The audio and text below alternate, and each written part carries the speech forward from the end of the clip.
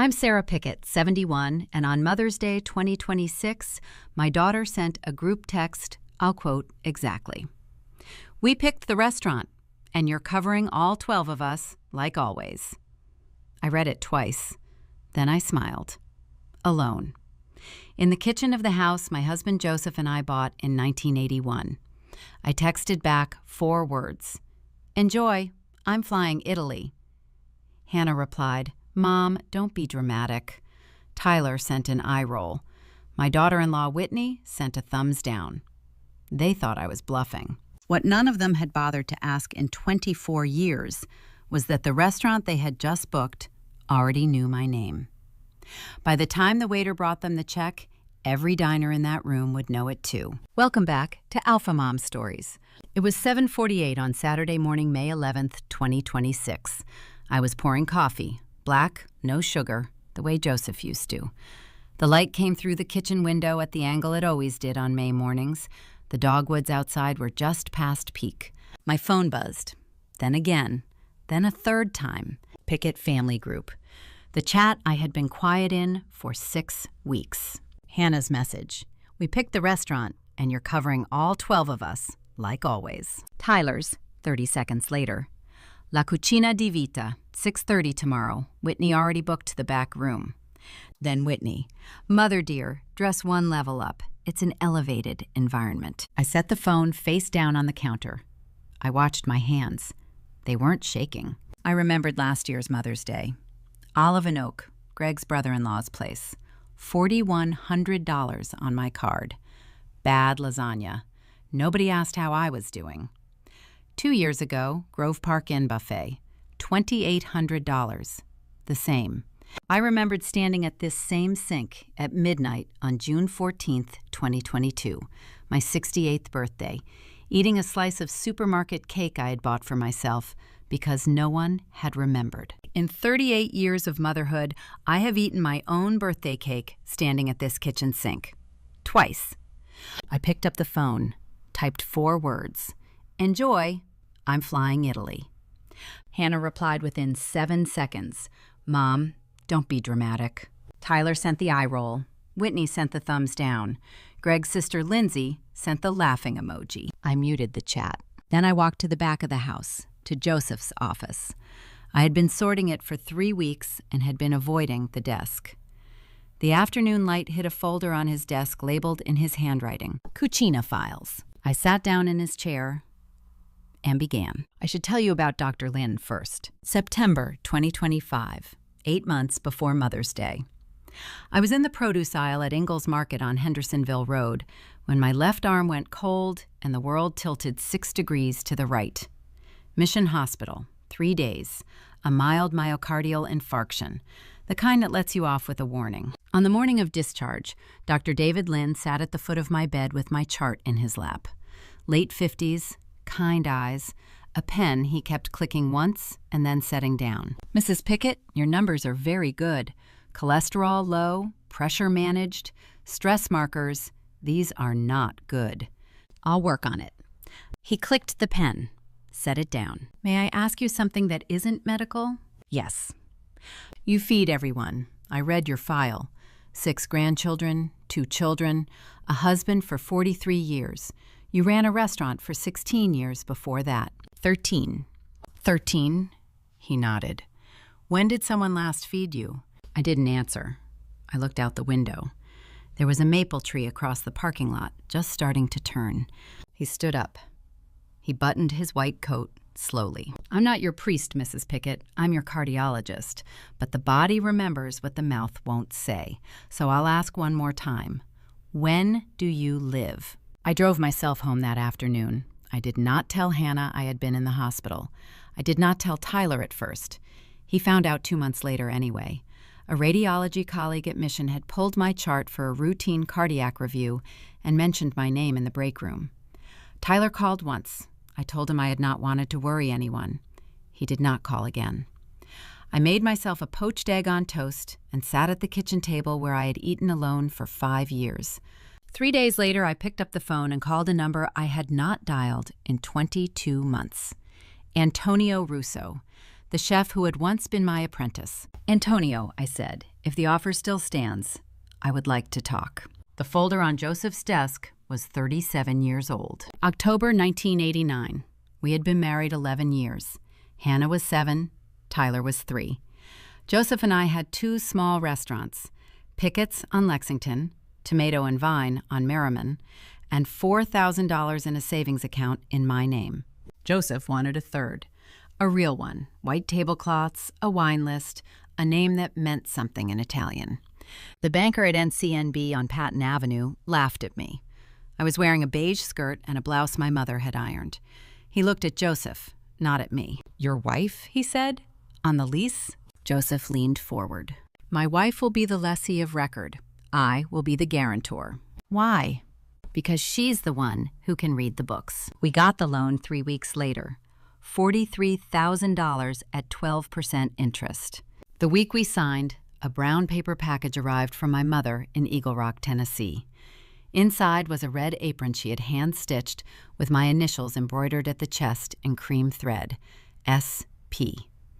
There was a card folded inside the pocket, my mother's handwriting, careful and slanted.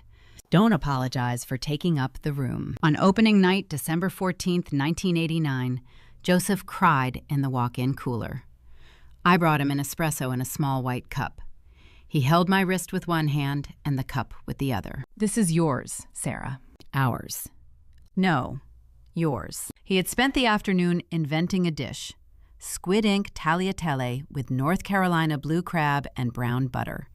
He named it on the menu in pen, without asking me. Pasta alla Pickett. I held my mother's apron in my lap on Joseph's office floor and remembered the espresso. And the apron was still there, folded, waiting. Hannah was 14 in March 1996. She had a friend named Madison Pratt. Madison's father was the new partner at a brokerage in Charlotte. They had just moved into a glass-walled house on Town Mountain Road with a wine cellar her father showed people on tours. Hannah brought Madison home without warning on a Saturday afternoon. I was making sauce. 22 pounds of Roma tomatoes I had bought at the farmer's market that morning, simmering on the stove. The whole house smelled of garlic and basil and 3 hours of work. Madison walked through the door, sniffed once, smiled politely, said hello. The next Monday at school, Madison said it loud enough for 3 other girls to hear. "Hannah lives above a sauce factory." Hannah came home that afternoon and cried in the upstairs bathroom for 40 minutes. I stood outside the door. I knocked once. "Honey?" "Just leave it, Mom. Please." I backed away. I remembered being 14. I remembered being mortified by my own mother, by her loud laugh in church, by her dresses from Belk. I had survived it. Hannah would survive Madison. I let her become someone else. She went to UNC Chapel Hill in the fall of 1999. By her sophomore year, she was telling her roommates I was in hospitality. By graduation, retired from food service. She married Greg Bell in 2008 at a country club in Charlotte and dropped Pickett from her name on the marriage license without telling me. I sat in the 3rd row at her wedding in a navy dress. Joseph was beside me. He squeezed my hand once during the vows. He did not let go. Sitting on his office floor 30 years later, I understood what I had given Hannah. I had given her the right to invent herself. The question was whether she would ever remember that the right was a gift. Tyler was 32 in May 2018 when he brought Whitney Harrington home for the first time. Whitney was 29, blonde, polite, with the small, careful gestures of a girl raised by a country club. Her mother, Beatrice, came with her. That was a sentence I should have read more carefully when Tyler said it. I cooked ossobuco. Joseph poured a Chianti Classico from a producer in Greve we had met in 1996. The conversation was pleasant. Beatrice asked about the house, about the garden, about the framed photograph in the dining room, a picture of Joseph and me in front of a small storefront in 1989. "Was that your first business?" she said. "Our third," I said, "but the first one with a real kitchen." She smiled. She did not ask anything else. After dinner, Tyler walked them out to the car. The hallway was dark. I was carrying plates to the sink. The window above the sink was open, and the night air carried Beatrice's voice across the side yard, low and confidential. Your mother used to make our family pasta when we summered here. Quite charming. Tyler said nothing. I rinsed the plate I was holding. I rinsed it for longer than it needed. Whitney and Tyler married in October 2019 at Biltmore Forest Country Club. I sat at table 14 near the kitchen doors. Whitney's family was at table 1. Over the next 5 years, the Christmas invitations grew shorter, the birthday parties got further away, and the videos of Emma and Maddie arrived in my phone weeks late. What I never told Tyler, what I will never tell him, is that I knew. From the night I heard his mother-in-law's voice through the kitchen window, I knew the whole time, and I let him become someone else too. That was the past. This is May 10th, 2026, the Saturday morning of the brunch, 28 hours before Mother's Day. Whitney's house in Biltmore Forest sat on 3/4 of an acre behind a low stone wall. Hydrangeas, a blue front door, the kind of house that meant something to the people who knew what it cost. She had invited 8 women from her junior league circle. I arrived at 11. I wore a navy linen dress and the pearl earrings Joseph had given me for our 40th anniversary. Whitney introduced me at the table. This is Tyler's mom. She used to be in the restaurant world. Past tense. Was. The other women smiled. Catherine Green, a woman in her 50s whose mother Eileen had eaten at La Cucina di Vita the year it opened, looked at me twice, looked away. Her mouth opened slightly, closed. I ate quietly. I answered questions in 1 or 2 words. I let the mimosas pour. Around 12:15, the conversation turned to a charity gala Whitney was chairing, then to a restaurant in Charleston she had eaten at the week before.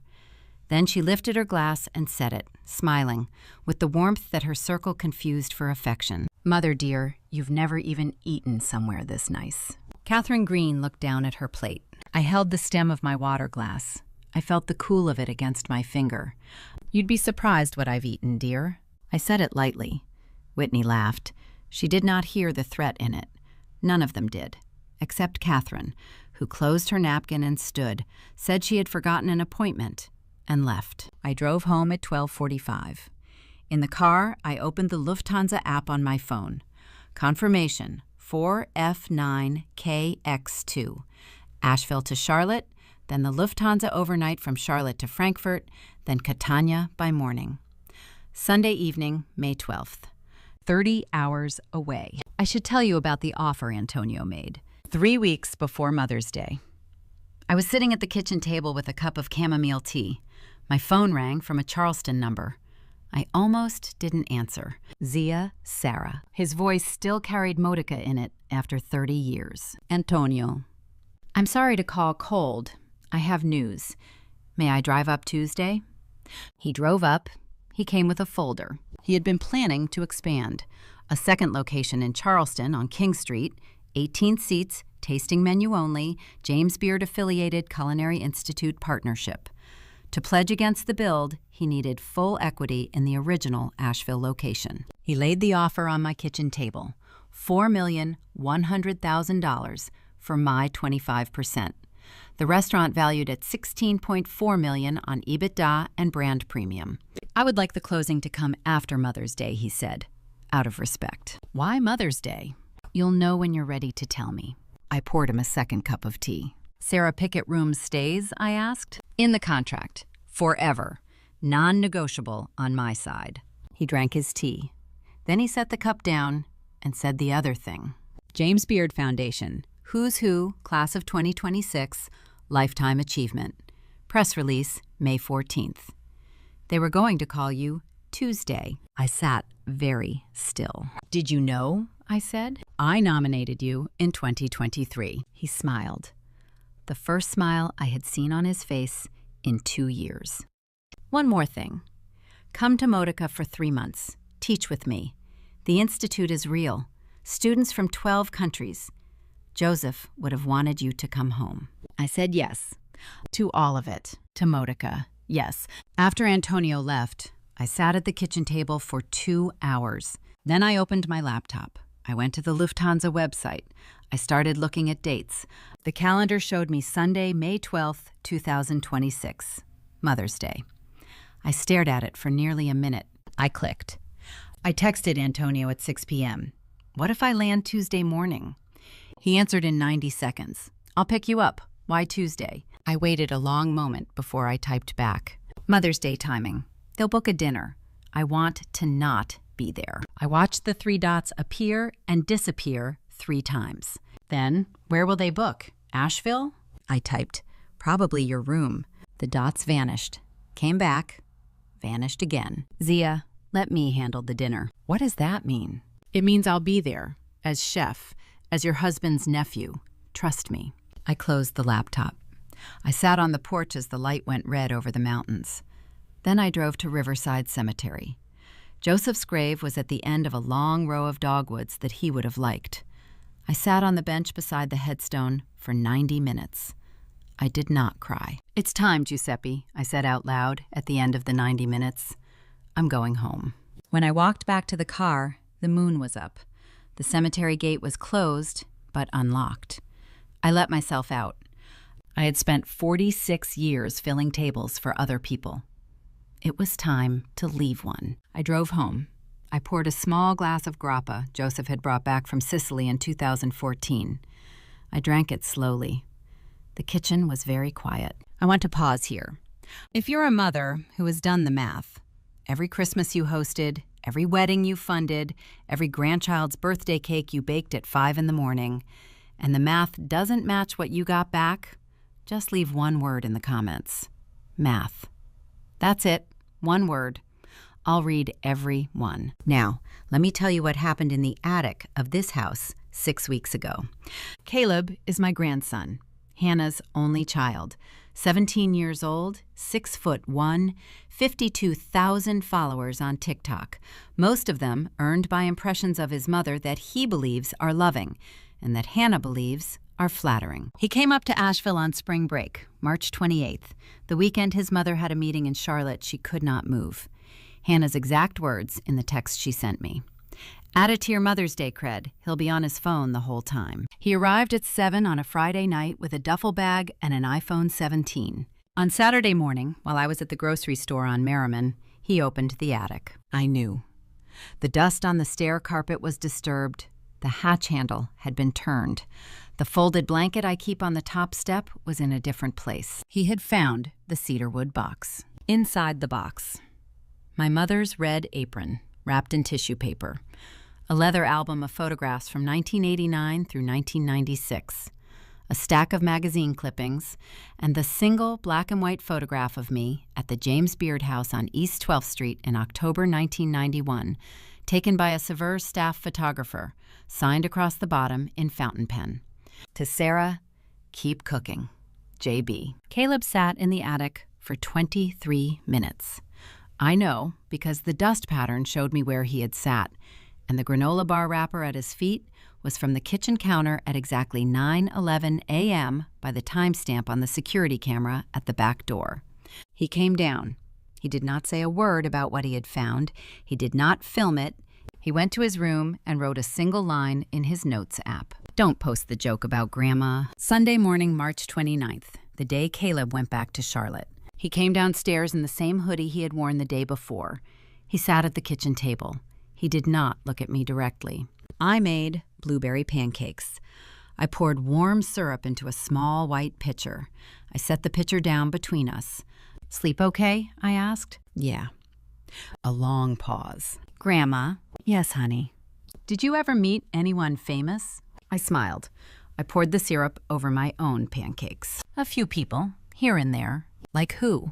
I cut a small triangle and ate it. A chef in New York, once.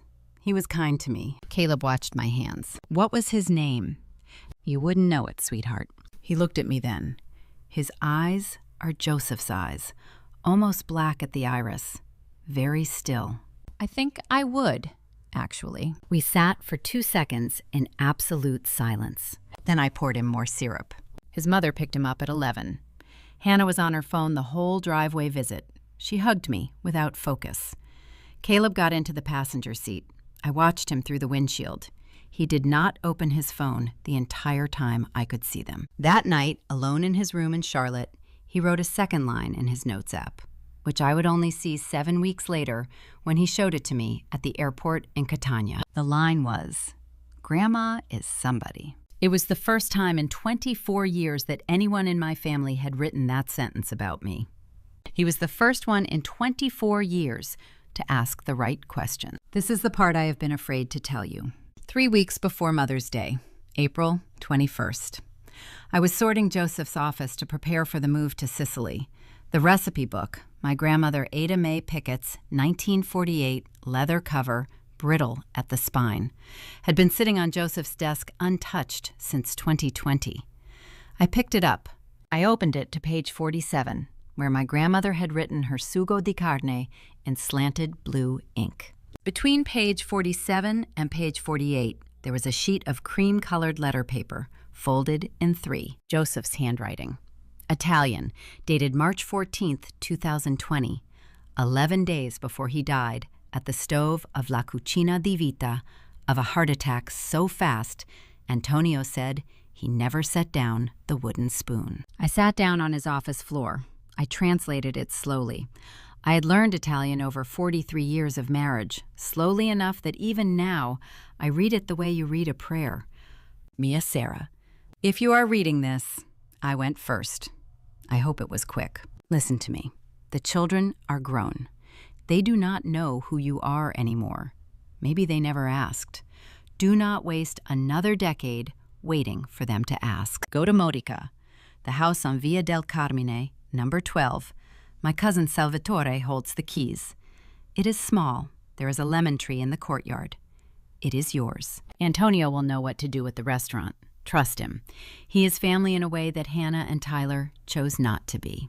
And Mia Vita. Wear the apron. Your mother sent it for a reason. Do not apologize for taking up the room. I will see you at the table. I sat on the floor of Joseph's office for 47 minutes. I did not cry. Then I folded the letter into my wallet. I called Antonio that night. I said yes to all of it. 2 weeks before Mother's Day, Hannah drove up from Charlotte alone on a Wednesday evening. Greg was working. Caleb had a project. She came at 6. I made osso buco, Joseph's recipe, the one I had taught Antonio in the spring of 1993. I poured a Montepulciano. I lit 2 candles. She arrived at 7:15 in a charcoal pantsuit. She kissed my cheek without looking at my face.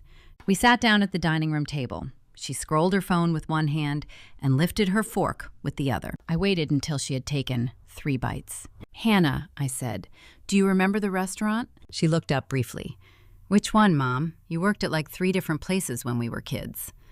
La Cucina di Vita. She squinted, then smiled. "Oh, that fancy one Whitney likes?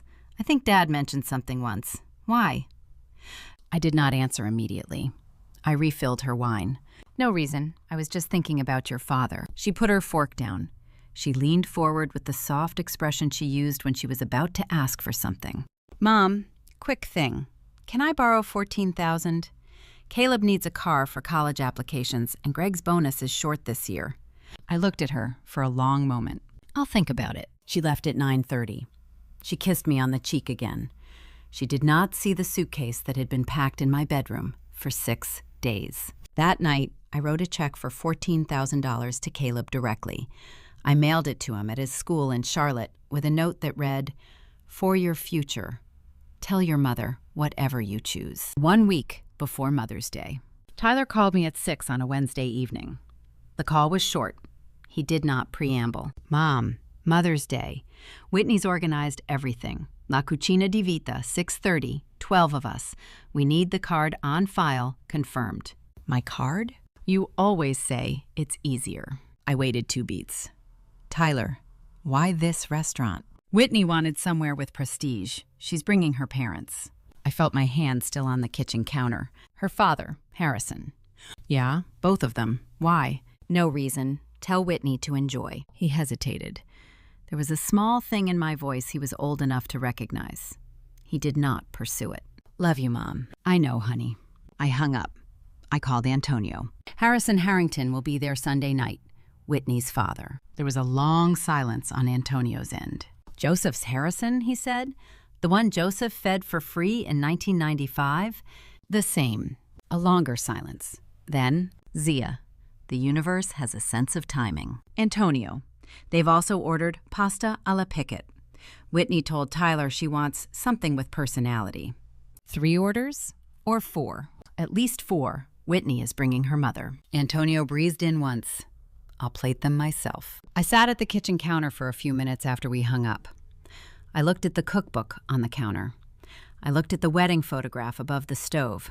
Joseph in a brown corduroy jacket on the lawn of my parents' farm, the summer of 1978.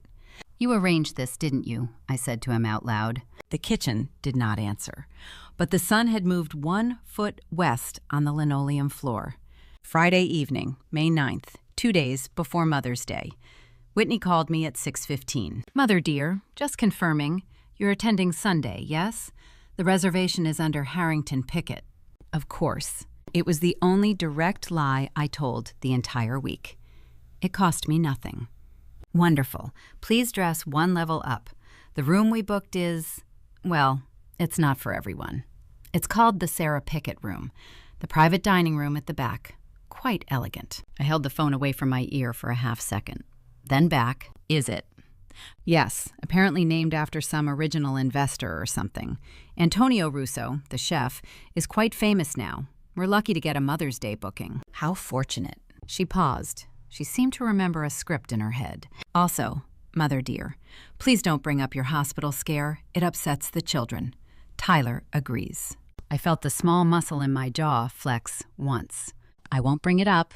Have a lovely weekend, Whitney. I hung up. I walked to Joseph's office. I sat in the chair. I looked at the framed wedding photo on the shelf. Me at 24, him at 26. Both of us laughing too hard at something his Uncle Sal had said. I said to him quietly, "She doesn't know it's your name on the wall." The room was very still. "Tomorrow night," I said. "She'll know." I closed the office door. I went to the bedroom. The Globetrotter suitcase Joseph and I had taken to Naples on our honeymoon in 1978 was open on the bed. I began to fold the apron in tissue paper. My hands did not shake. I packed the suitcase in 3 hours. The red apron. Tissue paper around it. The black and white photograph of James Beard and me at the James Beard House on East 12th Street in October 1991. The frame wrapped in a soft cotton cloth. My grandmother Ada Mae Pickett's recipe book, 1948. Joseph's letter still folded between page 47 and 48. The pearl earrings Joseph gave me on our 40th anniversary. 3 dresses, 2 pairs of shoes, a single black cashmere cardigan, a small leather pouch with my passport and Antonio's Institute paperwork. I wrote the letter for the restaurant at 10 on Saturday night. I sealed both envelopes in red wax, the same wax I had used to seal letters during the first year of my marriage, when Joseph was still finishing his prep work in Naples, and I wrote him every Sunday. I drove the letters to La Cucina di Vita at 9:15 Saturday night. Antonio was waiting at the back door. He took the envelopes with 2 hands. He kissed my cheek. "I'll read it the way you wrote it, Zia. You'll read it the way I wrote it, Antonio." I drove home. I recorded the voicemail on my phone. 23 seconds. I listened once, saved it. At 10 p.m., I called Caleb. "Honey, tomorrow night, just watch." "Grandma, where are you going?" "To dinner with your great-grandmother." There was a pause on his end, the kind of pause that meant he was trying to do math his mother had taught him not to do. "Okay," he said. "I'll watch." I hung up. The suitcase sat by the door. The apron was inside it. The apron remembered me. I want to pause here, just for a second. If you have ever set a trap so quiet that the people inside it didn't know they had walked in, drop a single quiet emoji in the comments. The little muted speaker. You know the one. And if your own Mother's Day text just came through asking what restaurant, share this video with one person. Just one. You'll know who. Now, 6:25 p.m. Sunday. Sunday morning, May 12th, 2026. 6:45 a.m. I made a small pot of coffee and read the front section of the New York Times. The James Beard announcement was not scheduled until Tuesday. At 8, 3 Mother's Day texts came through. Tyler, Happy Mother's Day. See you tonight. Hannah, Happy Day, Mom. Caleb, I love you. I answered only Caleb. I love you too. Watch carefully. At 9, I drove to Riverside Cemetery. I sat with Joseph for 30 minutes. The dogwoods at his row were the same dogwoods that had been there when we buried him in March 2020. They had been small then. They were not small now. It's today, Giuseppe. The bench was warm under my hand. The breeze moved through the cypress at the far end of the row. I drove home. I showered. I put on a navy linen dress, the pearl earrings, low-heeled shoes, and a wool jacket. I left my wedding ring on my left hand. I clipped the cardigan over my arm. At 6:45, the Uber pulled up. The driver, a young man named Trevor, was polite. "Where to, ma'am?" "Asheville Regional, please. Could you take the long way, past Biltmore Avenue?" He drove. We passed La Cucina di Vita at 6:52. The valet stand was busy. Whitney's silver Range Rover was already there. I saw Tyler getting out of the passenger side. I saw Caleb's gray sedan pulling in. I did not stop. I did not slow. "Asheville Regional," I said again. Trevor nodded. He turned onto Hendersonville Road. We headed south. What happened in the restaurant, I did not see. I learned it from Caleb, from Antonio, from Maria, and from Captain Marco, who told me the longest version because he had been there since 1992 and remembered everything. 6:30 p.m., the Sarah Pickett room, wood-paneled, 8 framed photographs along the walls, a long oak table set for 12. Whitney arrived first. Champagne silk dress, 2 tones lighter than gold. She had asked Marco at the front to save the head of the table for Mother. Marco said nothing. He had been told already. The party arrived in the next 12 minutes.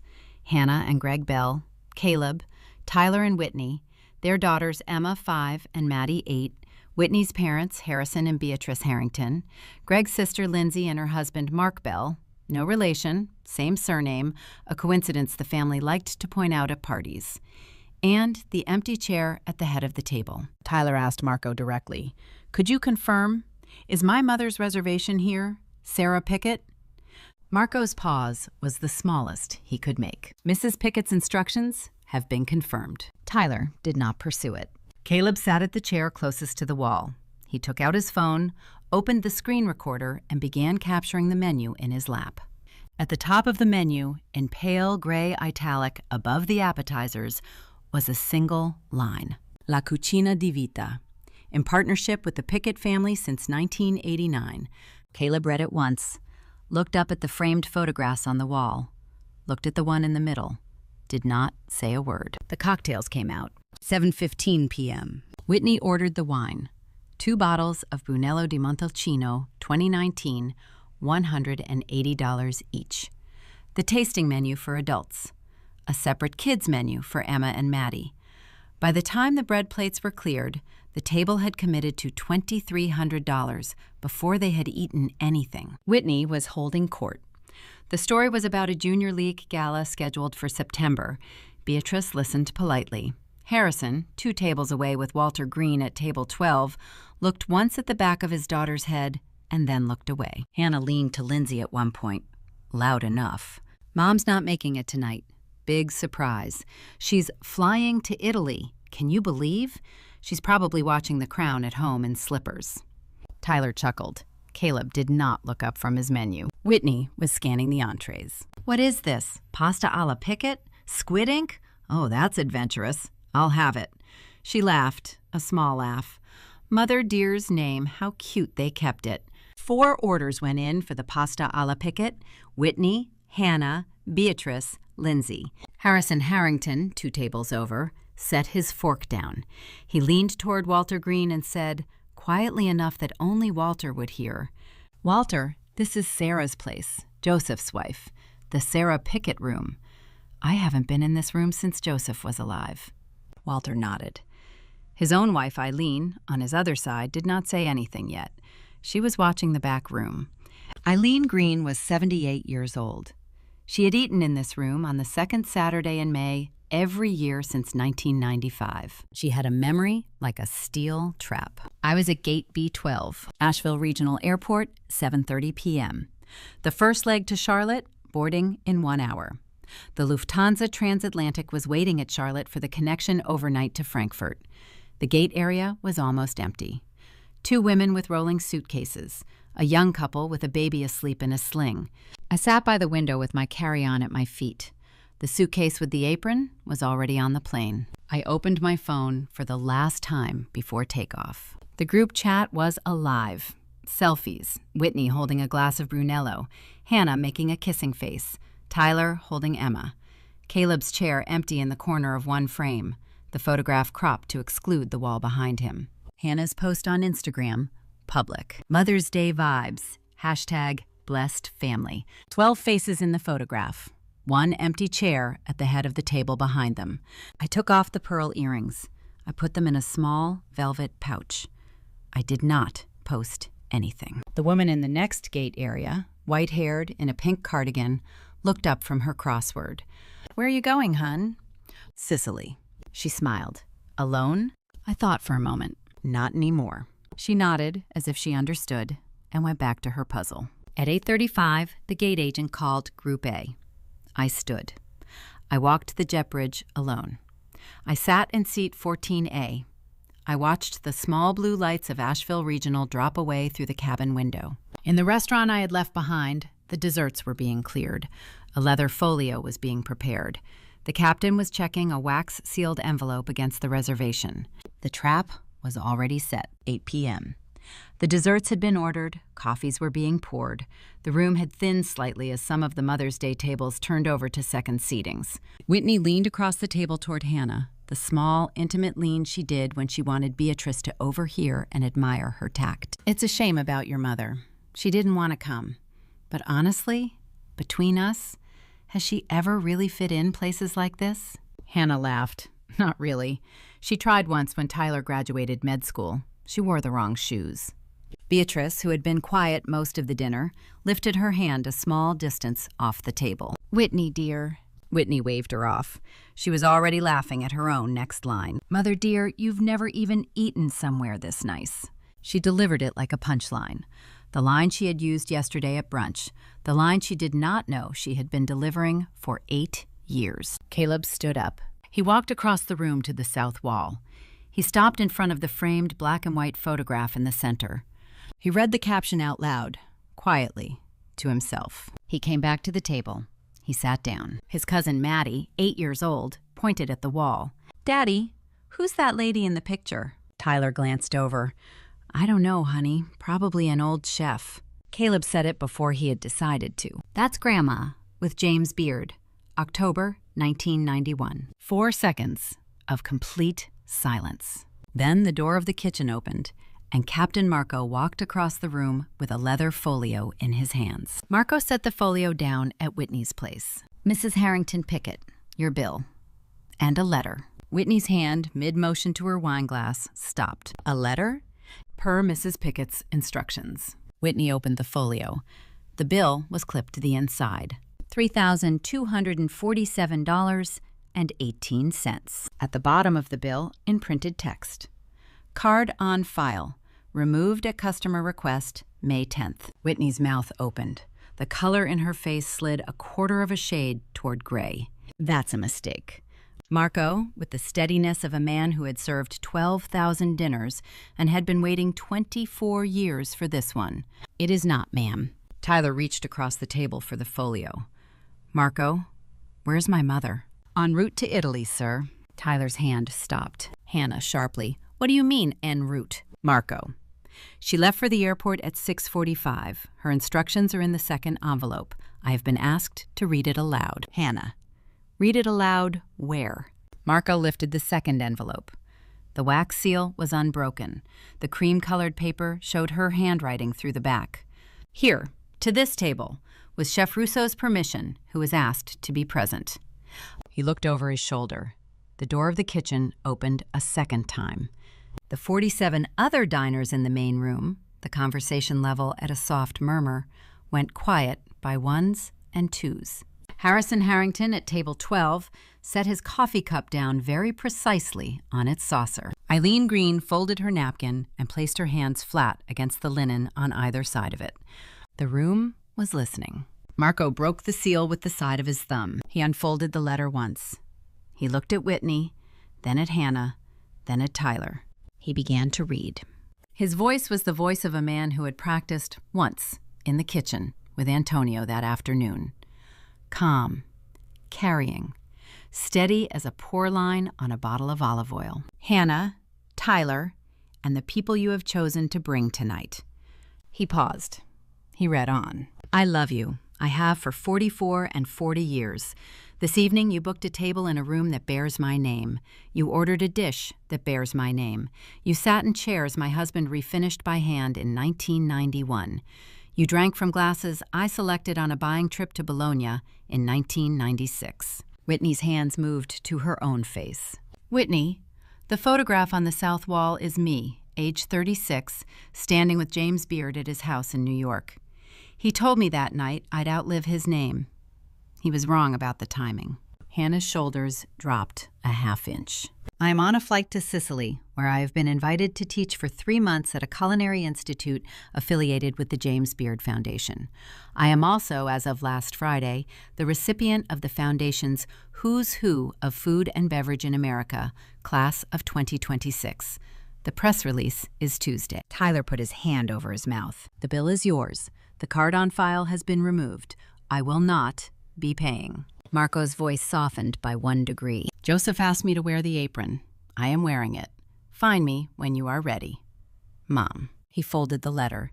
He set it gently on the linen beside Whitney's plate. The room did not move.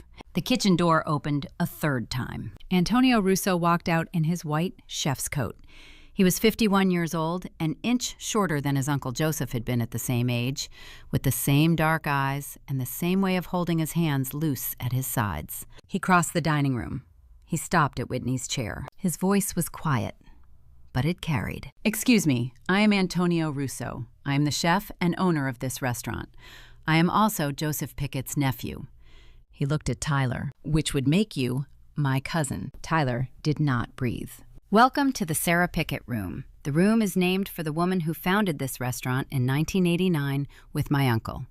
She taught me the meaning of fondness. Fondness for what you cook, and fondness for who you cook it for. He turned his head a 1/4 inch toward Whitney. She owned 25% of this dining room until last Friday.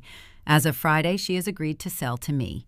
The proceeds of the sale, every dollar, will fund the Joseph Pickett Scholarship for First-Generation Immigrant Chefs, which I have been quietly administering on her behalf for 5 years. He paused. He let it settle in the air. Tonight, she sends her regards from the airport. She is flying to teach in my village, Modica, Sicily, where my uncle was born. He turned, walked 2 steps toward the kitchen, stopped, turned back. He looked Hannah in the eyes, then Tyler, then Whitney. Did she never tell you? The silence was longer than the letter had been. A man at table 4 began to clap once, slowly. Stopped. The room was not that kind of room. The clap died. Eileen Green stood up. Eileen Green walked across the dining room with the deliberate pace of a woman who had decided, at 78, that she no longer hurried for anyone. She stopped at Hannah's chair. Her hand rested briefly on the back of the empty seat at the head of the table. You're Sarah's daughter. Hannah, the color all the way out of her face. Yes. I've been a customer of your mother's since 1986. I sat at the table she set on opening night in this dining room in December 1989. Your father refilled my wine. Your mother catered my wedding in 1995. She refused to charge me when my fiancé died 9 days before the ceremony. Hannah's voice cracked. He died? You didn't know that either. Eileen turned, walked back to her own table without raising her voice. Harrison Harrington stood up next, 73 years old, his knees stiff. He took 30 seconds to cross the room. He looked at his daughter Whitney first, then at Tyler. Tyler, your father saved my life in 1995 when I was diagnosed with stage 3 lymphoma. He sat with me at the back booth here 2 nights a week for 6 months. He refused to take my money. He fed me when I could not eat. Whitney was crying without sound. Harrison turned to her. Your mother said something foolish at a dinner in 2018, Whitney. I should have corrected her. I did not. I am sorry. He addressed the room. Sarah Pickett fed this city for 30 years. I owe her my life. He walked back. He sat down. The front door of the restaurant opened. Maria Russo Green walked in, 52 years old, hair the color of Joseph's at the same age. She had driven up from Charleston that afternoon with no luggage. She walked to the table. She looked at Hannah. She looked at Tyler. Zia is my family. You were too. Past tense. Tyler tried his Amex Platinum. Decline. He had been carrying $93,000 in pending charges. Closing costs, furniture for the new place, a deposit on a Tesla. The auto pay had bounced 2 days earlier when the refinance proceeds came in late. He had not told Whitney. Whitney tried her joint card. Decline. Hannah tried her personal card. Approved for $1,800. Short. Greg Bell tried his. Approved for $1,447. Short. Beatrice Harrington opened her handbag. She handed Marco an American Express Centurion card. Her voice was level. Please. It cleared in 9 seconds. Whitney was crying. Hannah was rigid in her chair, both hands flat on the table. Caleb stood up. He had been filming since Marco set the folio down. He had captured every word. He had not interrupted. He walked to Antonio. He held out his hand. Antonio took it. Caleb spoke first. Sir, my grandfather Joseph taught my grandmother to cook. Antonio answered without smiling. Your grandmother taught your grandfather. Caleb nodded once. Thank you. He walked past his own mother. He did not look at her. He walked out the front door of La Cucina di Vita with his phone in his hand. Hannah's voice behind him. Caleb. He paused at the doorway. He looked back over his shoulder. I'll call Grandma when she lands. Then he was gone. He called an Uber to the airport. He sat at gate B12, my gate, 6 hours empty by then, and edited the video on his phone. He uploaded it at 11:17 p.m. with a single caption. My grandmother, did she never tell you? By the time my plane landed in Frankfurt at 7:40 a.m. local time, the video had 400,000 views. By Tuesday afternoon, when the James Beard press release dropped, it had 4.2 million. Catania Airport, Monday, 11:35 a.m. local time. I stepped off the jet bridge. The Sicilian air came up the corridor, warm, faintly mineral, salt-edged from the Ionian. Salvatore was waiting at the arrivals hall, Joseph's cousin, 74 years old, linen shirt, white hair brushed back. He was holding a small piece of cardboard he had hand-lettered with a marker. Sarah Pickett. He saw me, and his face broke into the smile I had seen on Joseph's face the day we got married. I walked to him. He kissed both my cheeks. He took the handle of my suitcase. Zia, he waited for you 64 years. I know, Salvo. I turned my phone on. 47 messages waited. I opened only Caleb's. Grandma, I love you. I filmed it. I'll send it. Mom is angry. I don't care. I typed back one sentence. Drive carefully. The apron came with me. Salvatore drove me to Modica. 3 hours. Coastal road, then the climb into the Iblean Mountains. We stopped once for coffee in Noto. He did not ask me any questions. The house was on Via del Carmine, number 12. Stone walls, iron gate, a lemon tree in the courtyard exactly the size Joseph had said it would be. I stood in the courtyard for a long time. The light was the gold of late afternoon in early May. I touched a lemon on the lower branch. The skin was warm. Inside the suitcase upstairs were the apron, the photograph, and my grandmother's recipe book. All three in one place, for the first time since 1991. I went inside the house. I opened the suitcase. I put on the apron.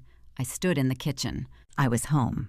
7 weeks later. Caleb's video had been seen 4.8 million times. Saveur had reprinted the 1991 article on their homepage. Eater Atlanta had run a feature titled, How a Quiet Woman Outlived an Insult. The James Beard Foundation press release had landed on Tuesday, May 14th, as promised. Sarah Pickett, class of 2026, Lifetime Achievement. Hannah's marketing agency in Charlotte lost 2 anchor clients within 31 days. One of them was the wife of a James Beard board member. Hannah's salary fell 22%.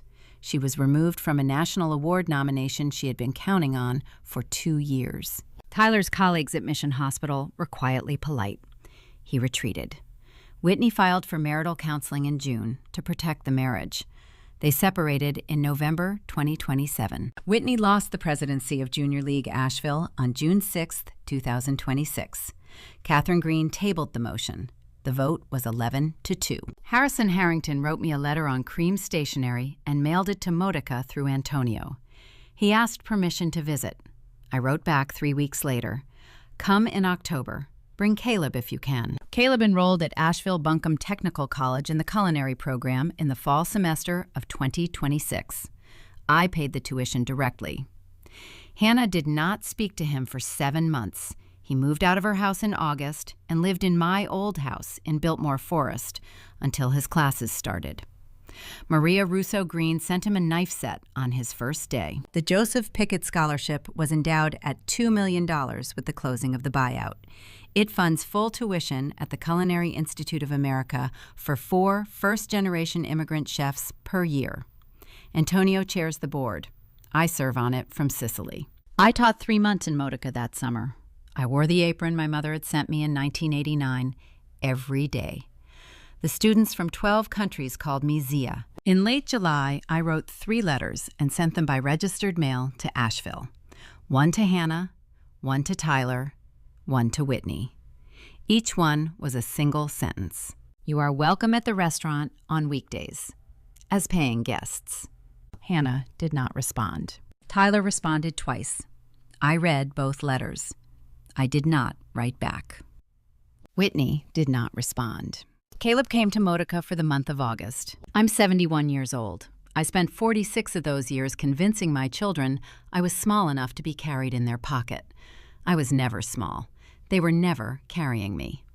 The day a woman stops translating herself for the people who refuse to read, that is the day she becomes herself again. Modica has lemon trees. I have a name. The rest will find me, or it won't. That's my story. 1 restaurant, 1 apron, 1 letter the captain read aloud to a quiet room. If this reminded you that your name was carved somewhere before you forgot it, take that as a sign. Drop a comment, hit subscribe, and I'll see you in the next one.